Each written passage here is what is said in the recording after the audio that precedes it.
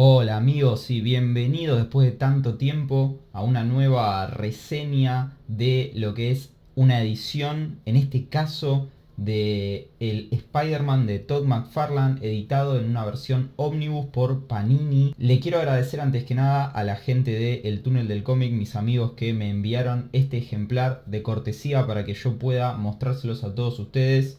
Como saben, El Túnel del Cómic es una comiquería que queda en Ramos Mejía. También me enviaron esta tarjetita muy pero muy linda de Spider-Man. Acá están los datos de contacto, el teléfono y pueden seguirlos en sus redes como @el-túnel-del-cómic en Instagram y El Túnel del Cómic en Ramos Mejía en Facebook. Muchísimas gracias por estar auspiciando este video.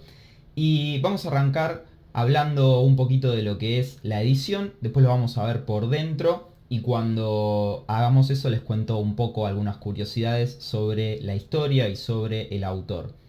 Tenemos que, por supuesto, la edición, al costadito, el logo de Marvel Omnibus, Spider-Man en el lomo y este dibujito de la araña ahí abajo, Todd McFarlane el autor, bastante sobrio el diseño.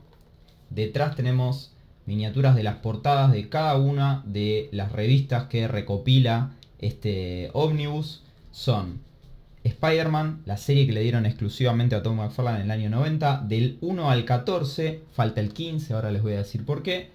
Y X-Force, el número 4. Esto es porque los últimos dos números eran un crossover, arrancaba la historia en el número 14 de Spider-Man y continuaba y terminaba esa historia en el número 4 de X-Force, que lo dibujaba Rob Liefeld. Por suerte esa historia también está incluida acá. ¿Y por qué no se encuentra el número 15? Bueno, simplemente porque era un ejemplar, no de relleno, pero se los conoce un poco así a esos ejemplares, en donde el guión y el dibujo lo hacía otro dibujante, Eric Larsen, otro dibujante genial, que después reemplazaría a Todd McFarlane dentro de lo que es esta serie de Spider-Man. Entonces, por supuesto, como este es el Spider-Man de él, en todo ejemplar en donde él no participe, no se iba a incluir. Bueno, esto es una sobrecubierta. Tenemos ahí la solapita que tiene algún dato sobre la historia, una pequeña introducción. Dice, no hace falta adjetivos porque este es Spider-Man a secas. La serie original de Spider-Man es The Amazing Spider-Man, sorprendente hombre araña. Ahí tenemos la otra solapita con datos de los autores que aparecen en este libro, principalmente Todd McFarlane, pero también está Fabián Nicieza, que dato de color, nació en Argentina, a pesar de que es más yankee, se crió completamente en Estados Unidos. Y también por supuesto el querido Rob Liefeld. Y después completamente sobrio lo que es el tapa dura. Dice Spider-Man nada más a secas, completamente negro. Y del otro lado también. Bueno, cuando lo abrimos vemos que viene con este cartoncito ahí de cortesía. Va a venir de los dos lados el cartón, tanto al principio del libro como al final. Y después tenemos ya la portadilla del libro en esta pose clásica de Spider-Man inventada por Todd McFarlane, que será replicada hasta el hartazgo en la infinidad de la historia de los cómics a partir de los 90 para acá. Por supuesto los créditos y el índice de cada uno de las historias que componen este ómnibus. En sí son pocos arcos argumentales, pero se dividen en muchas partes. Ahí está el primero, el legendario número 1. Esto rompió el mundo de los cómics cuando salió en los 90. Salió este número 1, salió también el número 1 de los X-Men, salió el número 1 de X-Force. Y cada número que salía de estos vendía más que el anterior.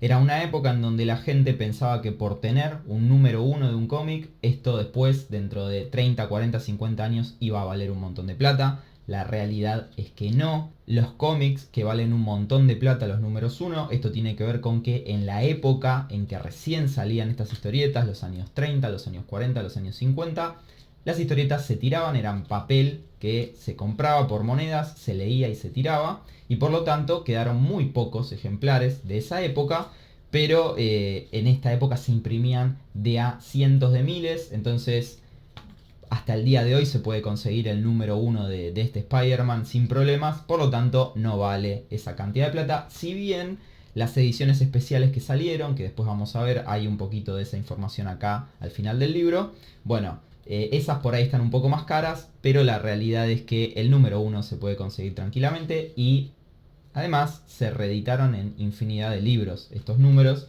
Así que por lo tanto, bueno, si bien en su momento fueron éxitos astronómicos de ventas, la realidad es que no valen lo que la gente pobre pensaba que iban a valer en el futuro.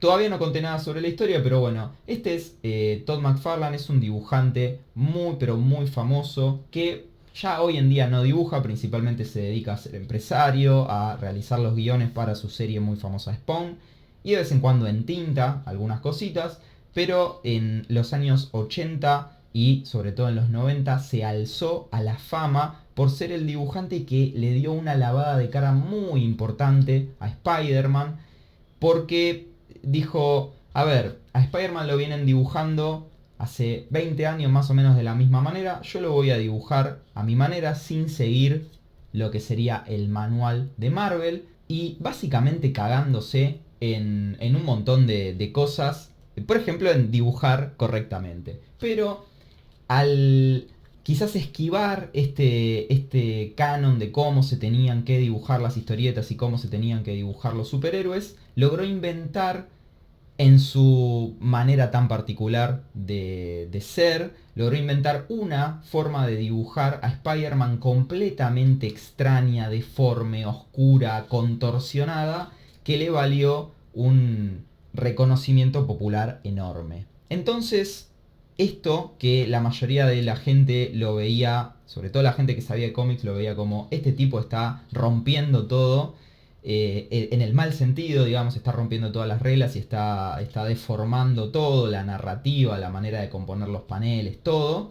El público era lo que estaba esperando, era lo que estaba buscando. Ustedes fíjense cómo hay muchas viñetas que están formadas con telarañas, estas caras gigantes al costado. Bueno, en fin, una manera de hacer historietas que hasta ese momento no se había visto, o por lo menos no se había popularizado. Bueno, Todd McFarlane logró que esto se hiciera muy popular, a pesar de que quizás el contenido de esas historietas, no la forma era muy interesante, pero el contenido, la mayoría de los que lo han leído en su momento, lo leemos hoy en día, podemos decir que no era muy nutrido. Para ser sincero, una historia de estas no tiene mucho contenido y las sagas, que son bastante largas, se les podría quitar unas cuantas páginas y no perderían tanto. A veces se siente como que la historia está, no sé si improvisada sobre la marcha, pero más o menos es parte de la naturaleza de cómo se hacen y cómo se hacían estos cómics, sobre todo en esta época. Pero bueno, la calidad está en el ojo de cada uno, el que la quiera juzgar o no. Lo cierto es que esta es una historia para muchos, y me incluyo, bastante mágica, que captura bastante cómo era el espíritu de esa época y la rebeldía un poco que tenían estos autores. Así que de mi lado yo soy un fan tanto de Todd McFarlane como de los años 90 en general en los cómics, pero bueno, tiene mucho que ver con la nostalgia y con la época en la que hemos crecido. En cuanto a la calidad de lo que nos vamos a encontrar acá adentro, bueno, son muchos archivos de la época y algunas páginas están como, les diría yo, la mayoría recuperadas de lo que son los escaneos de ese momento. Entonces, quizás algunas páginas tengan muy buena calidad y otras se note que las han escaneado de las revistas. Para el ojo común, eso la verdad es que es indistinto, pero para uno que tiene muchos años en el tema, se nota. Esto no tiene nada que ver con Panini, tiene que ver con los archivos originales que tenga Marvel de la serie esta y de todas sus series en general. El primer arco argumental, este que estamos viendo, trata sobre una heredera de lo que sería la cruzada de Kraven el Cazador y involucra también a el Lagarto, uno de los enemigos clásicos de Spider-Man, dibujado de esta manera completamente deforme y hermosa por Todd McFarlane. Es una historia muy sencilla en donde el lagarto es poseído para que tome venganza por Kraven contra Spider-Man. No tiene mucho sentido, esa es la realidad. La segunda historia, bueno, tiene 5 partes. Este arco que se llama Torment es el primero, Tormento. La segunda historia tiene a el Hobgoblin, este duende naranja que nosotros conocimos gracias a la serie animada de los 90. También con este arte tan particular, tan macabro, tan genial de Todd McFarlane, en donde ya se empezaban a ver un montón de elementos que después él iba a utilizar en sus diseños para Spawn, que es una serie mucho más oscura, por lo menos desde el tratado gráfico. Esta pequeña saga también, Máscaras, la que nos introduce al Duende Naranja, bueno, también tiene muchos elementos oscuros. Una cosa muy, muy loca es que en los 90 estas historietas las leía todo el mundo, pero también las leían chicos jóvenes, los típicos chicos edgy de los 90, los que les gustaba la violencia, los deportes extremos. A ver, es como el perro Pucci. Bueno, más o menos el perro Pucci es una especie de parodia de lo que eran los jóvenes de los 90. Bueno, eran los que leían este tipo de cómics y por lo tanto tenían mucha violencia, cosa de que por ahí hoy en día algo para chicos jamás tendría esos niveles de asesinatos y temas que se tratan.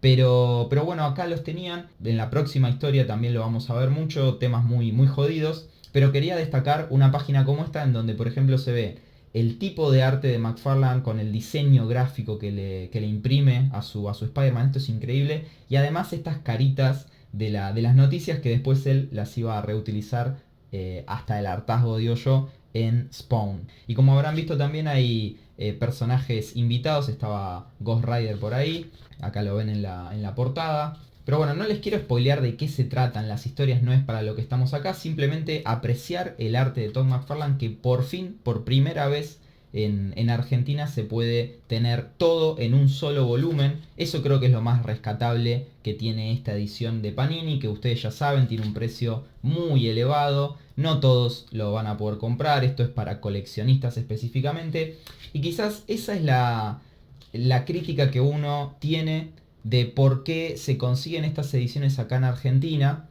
cuando en Estados Unidos son tan comunes. Bueno, la cuestión es así.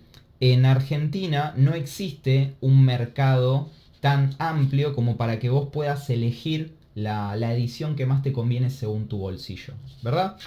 Esto se aplica a todas las editoriales, se aplica al manga, se aplica al cómic.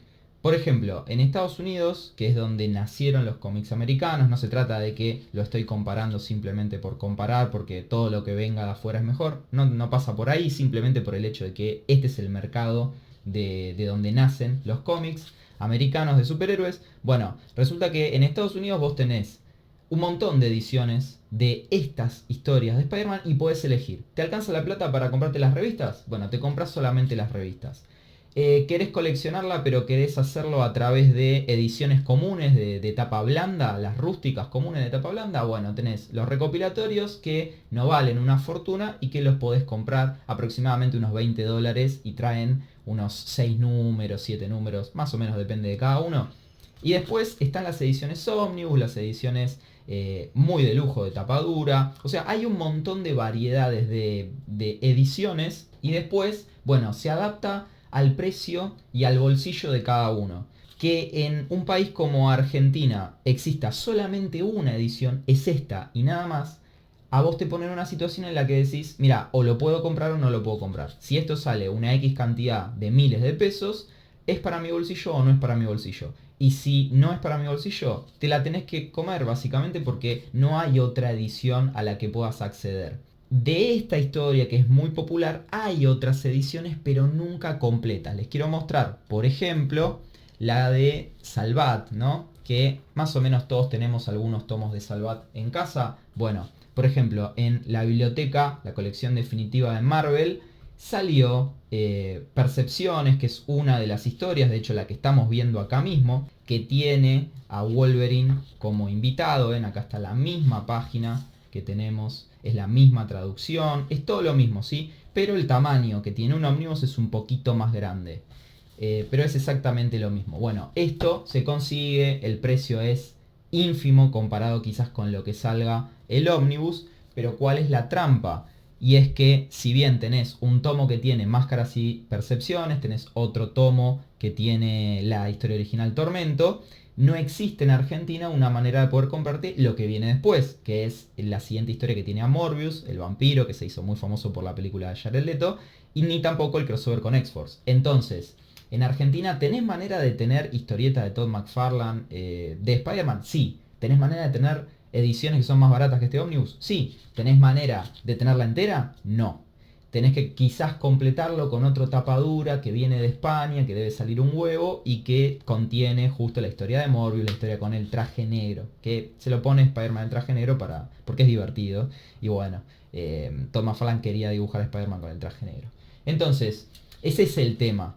Y con el manga decía, pasa lo mismo. Si vos te querés comprar, no sé, hoy en día, ¿qué tiene en catálogo Ibrea de los Caballeros del Zodíaco? El Kanzenban. No tiene la edición original en tankobon, que es mucho más barata. Entonces, ¿querés coleccionar Caballeros del Zodíaco? Bueno, tenés solamente el Kanzenban. No es culpa de Ibrea, es simplemente que el mercado en Argentina es muy pequeñito, entonces no puedes sacar 2 o 3 ediciones diferentes de la misma historieta. Sacás una y con eso te tiene que alcanzar y bueno, el fan se lo comprará. Si es una edición Kanzenban de lujo, bueno, será cara y se la tendrá que comer. Y si no tiene plata no se la podrá comprar. O tendrá que tratar de conseguir alguna edición muy muy viejita que venga con estos números.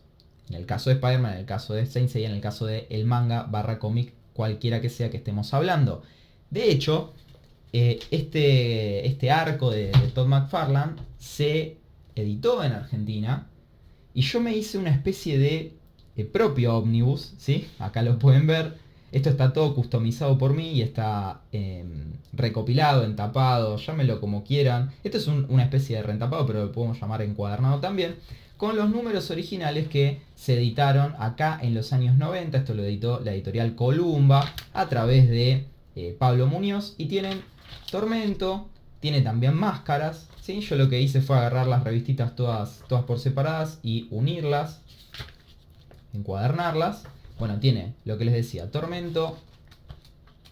Acá tiene que haber algún numerito de máscaras. Y también lo último que llegaron a editar, que fue miren la publicidad en Telequia del año del culo.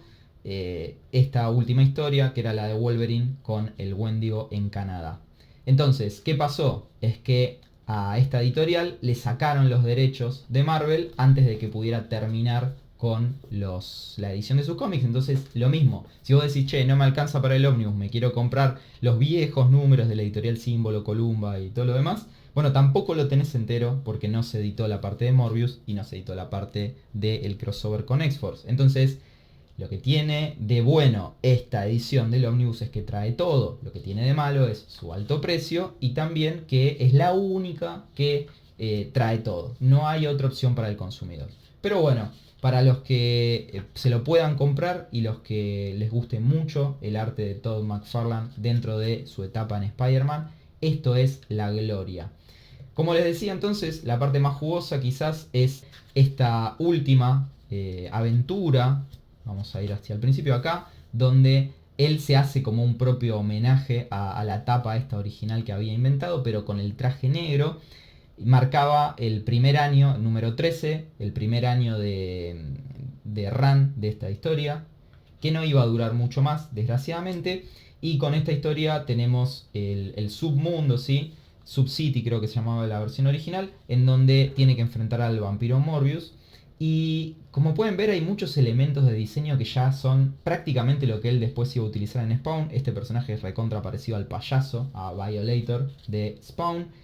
Lo que yo siempre destaco del arte de McFarlane es lo inventivas que son sus páginas, mucho diseño gráfico, la manera en que tiene para componer las viñetas y que no resulte aburrido en absoluto leer las historias que por ahí, sí, no tienen mucho...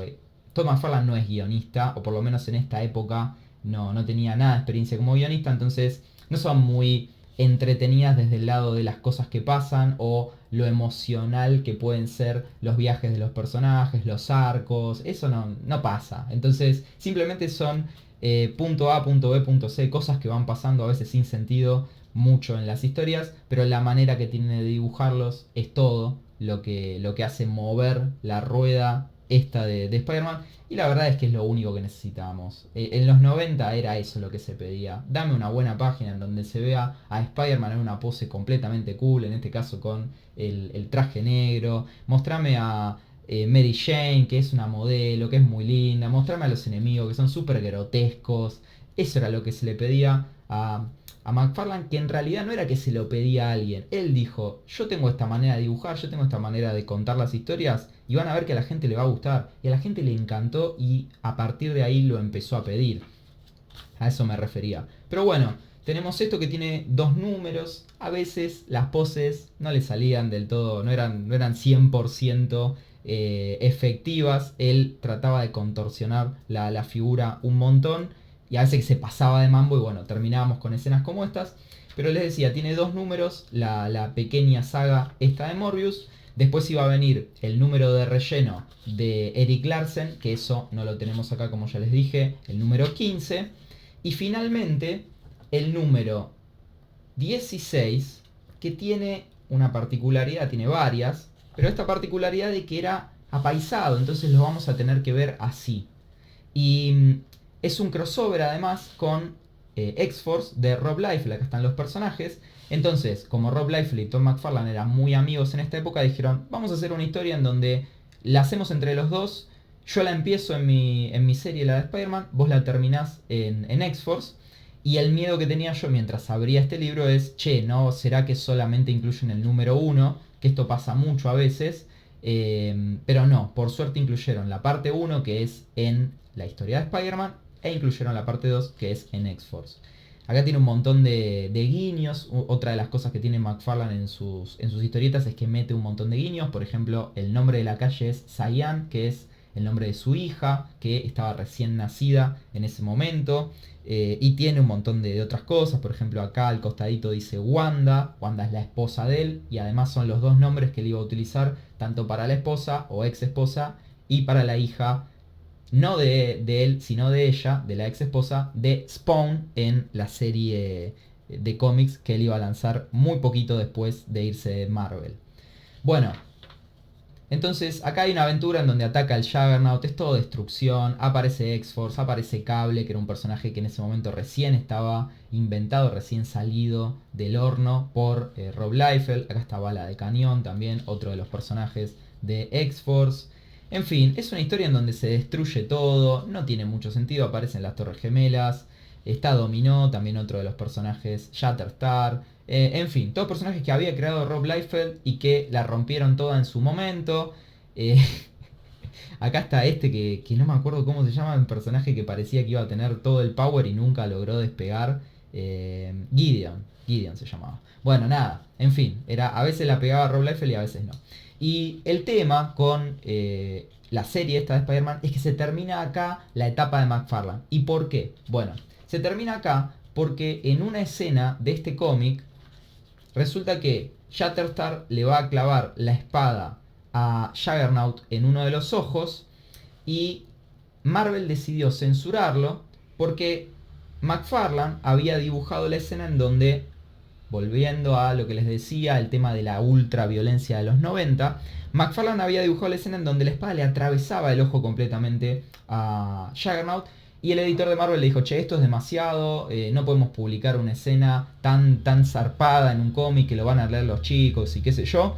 Entonces mandaron a otro dibujante a que la corrigiera. Por lo tanto, tenemos la espada acercándose al ojo, no se ve el momento que le atraviesa el ojo, y este otro dibujante redibujó por debajo una viñeta en donde tenemos un splatter de sangre, un salpicado de sangre, y se da a entender que le traspasa el ojo fuera de escena.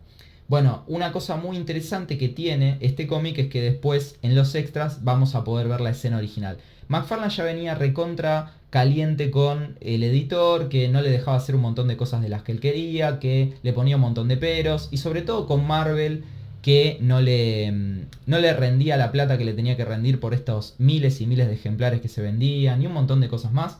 Así que se cansó, dijo, me voy, esto hasta acá llegó mi amor, ya está. Y en la página final, que es esta, es una splash en donde tenemos a todos los personajes, deja un mensajito final que dice: a todos los lectores de los últimos años, muchas gracias, ha sido fabuloso, la firma y de acá me voy, no vuelvo nunca más, y de hecho no volvió nunca más a trabajar para Marvel. Una de las cosas que suele haber en estos ómnibus, este no tiene tantas páginas, pero suele ser esto que se conoce como la pérdida del gutter, o lo que sería la orilla de la página, que tiene que ver con el encuadernado. Acá por ejemplo lo tenemos que nos cuesta bastante ver la cara de este personaje, pero en sí no hay tanta pérdida. La verdad que al tener poquitas páginas no hay tanto problema. Lo iba a dar vuelta, pero me doy cuenta de que esto viene con una joya extra, que es el número de X-Force con dibujos gloriosos de Rob Liefeld en su completo esplendor. Y como tiene guiones de Todd McFarlane, por eso está incluido en este número, además que para generar la continuidad de la historia. Básicamente es una oportunidad para ver cómo fue el capítulo anterior a Todd McFarlane dibujando personajes que no son de él, los de X-Force. Acá tenemos a Rob Liefeld dibujando a Spider-Man, además de sus propios personajes, cosa que también es muy atractiva. Pero bueno, es esto, es la finalización de la historia, más destrucción, más sin sentido de los 90s, hermosos dibujos de Rob Liefeld, que en esta época estaba en su pleno apogeo, al igual que Todd, y que después los dos se iban a ir junto con otros autores a fundar Image y a dibujar sus propias historietas, algunos a dibujar más que otros. La particularidad de este número es que los colores los puso Rob Liefeld y se equivocaron a la hora de los códigos de cada color, entonces salieron unos colores bizarrísimos que son súper psicodélicos, y fue un misterio hasta hace no mucho tiempo, quiero decir, en donde Rob Liefeld en alguna entrevista reveló que todo esto era un error por haber cambiado los números. Ponele que si el color era naranja 2, le pusieron naranja 4, y si el rojo era el rojo 5, le pusieron rojo 7, por poner un ejemplo. Y bueno, cada color se fue tornando hacia otro lugar que no tenía que ser, y terminaron saliendo estos colores extrañísimos. Hoy en día estas cosas no pasan porque se colorea digitalmente, pero en esta época era completamente diferente. Bueno, vamos a pasar a los extras, que este libro trae un montón.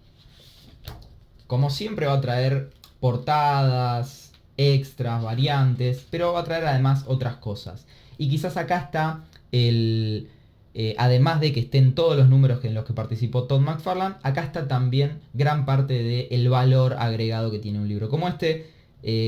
Bueno, la edición original, número de coleccionista, qué sé yo, toda esa sanata para que se venda muchísimo más, y vaya que se vendieron estos números. Después una versión especial, que es la que yo usé para mi reentapado. Otra más acá. Cada una tiene su descripción. Esta es la portada y contraportada alternativa de la edición Platinum, ¿sí? Tenían como esos nombres extraños. Y después hasta una edición en oro. Todo esto que se ve acá en marroncito, bueno, la edición original es todo un reflejo dorado. Nada, una locura. También tiene algunas de las páginas de correo de lectores que eran muy importantes en esta época porque no existía el mail y por lo tanto no existía internet. El autor respondía a él mismo las cartas de los lectores, y Todd McFarlane siempre fue un tipo muy idiosincrático con estas cosas, siempre hablando de que había que estar mucho en contacto con los lectores, que al final son los que pagan para que vos puedas vivir de esto, que es dibujar historietas. Un montón de inclusive notas que se fueron publicando en diferentes revistas, porque esto fue un hito, este cómic. Así que se hicieron muchas notas en diferentes revistas y en diferentes lugares. Algunas de ellas están reproducidas acá. También tapas de revistas en donde fue protagonista tanto Todd McFarlane como Spider-Man. Muchos reportes especiales. Yo todavía, por supuesto, no he leído nada. Esto me llegó ayer. Pero bueno, muchos extras, algunas caricaturas inclusive. Esto no lo hizo el autor. Algún perfil del dibujante, y lo que les decía acá, ¿no? La escena original dibujada por Todd McFarlane y la escena cambiada.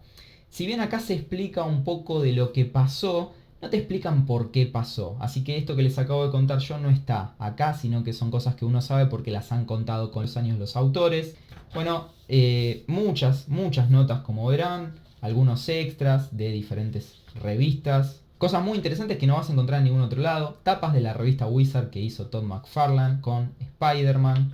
Acá una introducción a el TP de Tormento. Esto que les decía yo, que hay muchas de estas historias que se pueden conseguir en diferentes ediciones. Y a veces esas ediciones vienen con prefacios, introducciones por otros autores y editores que le meten un montón más de contexto y data a lo que es la historia que rodeaba el surgimiento de estas ediciones. Entonces acá están incluidas algunas de esas notas y es muy interesante. Acá las tapas también del recopilatorio. En esta época era cuando se empezaban a hacer recopilatorios, no era tan común antes que salieran los números mes a mes de una historia y que después saliera un libro que recopilara todo.